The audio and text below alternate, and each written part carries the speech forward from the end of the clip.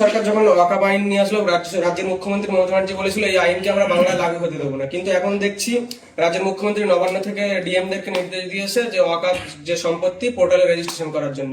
কি বলবেন? মমতা ব্যানার্জি দ্বিচারিতার মুখোশ আবার খুলে পড়ল। মমতা ব্যানার্জির মুখ আর মুখোশ নতুন ভাবে আবার বাংলার মানুষ দেখতে পেল। মমতা ব্যানার্জি পশ্চিমবাংলার মুসলিম সম্প্রদায়ের মানুষকে কি বলেছিল?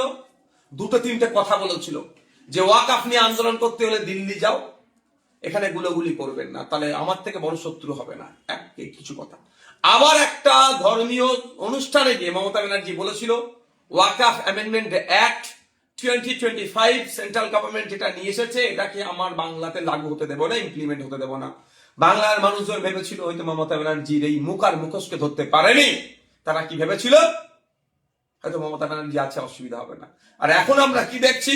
সময় স্বল্প, এই সময় মমতা ব্যানার্জি তড়িঘড়ি করে, মানে সাপও মরল লাঠিও ভাঙলো না, তড়িঘড়ি করে আপলোডের নির্দেশ দিচ্ছে অমিত পোর্টালে। তো আমার প্রশ্ন এখানে, যে আমরা যখন রাস্তায় নেমেছিলাম, বিজেপির বিরুদ্ধে আন্দোলন করছিলাম, বিজেপির নিয়ে আসা আইনের বিরুদ্ধে আন্দোলন করছিলাম, আমরা যখন বলছিলাম যে এই আইনকে প্রত্যাহার করতে হবে, তখন আমাদের ভাঙড়ে 3000 মানুষের নামে মিথ্যা মামলায় মমতা ব্যানার্জির পুলিশ দিয়েছিল মমতা ব্যানার্জির নির্দেশে। আমার নামে ভাঙড় ডিভিশনে 5টি মামলা ওই দিনকে হয়। সেই দিনকে আমি ভাঙড় ডিভিশনই ছিলাম না, আমি ক্যালকাটা পুলিশের আমি ধর্মতলার দিকে ছিলাম, সরি শিয়ালদার দিকে ছিলাম। আমার নামে মামলা হয়েছে। শুধু তাই নয়, শামশেরগঞ্জ অত্ত এলাকাতে প্রচুর মিথ্যা মুসলিম ছেলেদের নামে, নিরীহ ছেলেদের নামে মিথ্যা মিথ্যা মামলা দিয়েছিল ওয়াকফকে কেন্দ্র করে। অর্থাৎ বিজেপির বিরুদ্ধে আন্দোলন তুমি করছো, তোমার আন্দোলনকে বন্ধ করতে হবে বলেছিল। তখন পশ্চিমবাংলা মুসলমানরা বুঝতে পারেনি আমাদের কথা। আমরা বলেছিলাম এই মমতা ব্যানার্জি কিন্তু আপনাদেরকে নিয়ে দ্বিচারিতা করতে পারে। আমরা কি যুক্ত করেছিলাম যে রাজ্য সরকারের পক্ষ থেকে সুপ্রিম কোর্টে যাক, সুপ্রিম কোর্টে গিয়ে মামলা করুক ওয়াকফ সংশোধনী আইনের বিরুদ্ধে। তা করেনি। আমরা বলেছিলাম বিধানসভায় রেজুলেশন পাস করা হোক এই ওয়াকফ আইনের বিরুদ্ধে, সেটা করেনি। আজকে পশ্চিমবাংলার মুসলমানরা বুঝতে পারছে মমতা ব্যানার্জি তাদের সাথে কি ধরনের খেলা খেলছে। এখনো যদি না ঘুম ভাঙে পশ্চিমবাংলার মুসলমানদের, তাহলে আগামী দিন কিন্তু আরো দুরবস্থা হয়ে আসবে।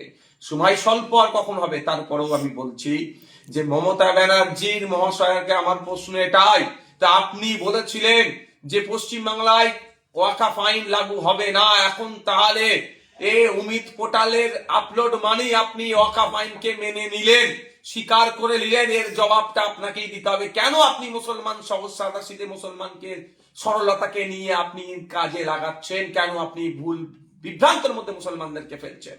আমার মনে হয় হয়তো কোনো ডিল হয়ে গিয়েছে সেন্ট্রাল গভর্নমেন্টের সাথে, যে এই ধরনের চাকরি চোর, গরু চোর, কয়লা চোর, এখন তো মানুষের চোখও চুরি করে দিচ্ছে এরা।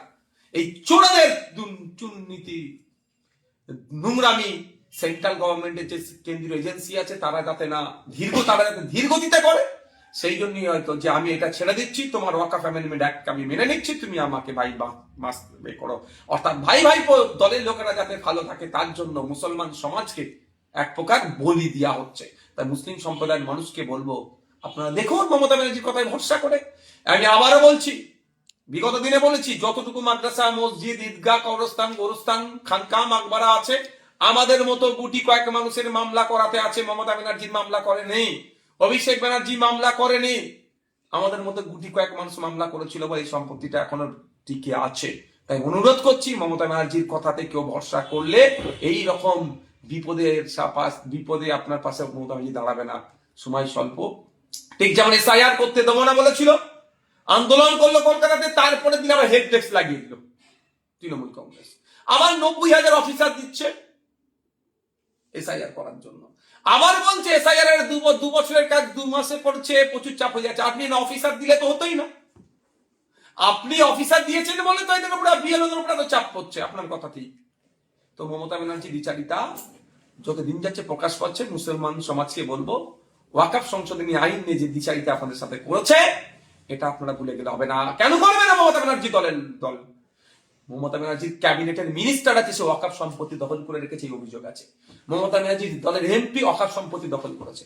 মমতা ব্যানার্জির দলের এমএলএ ওয়াকফ সম্পত্তি দখল করেছে, এই অভিযোগ আছে।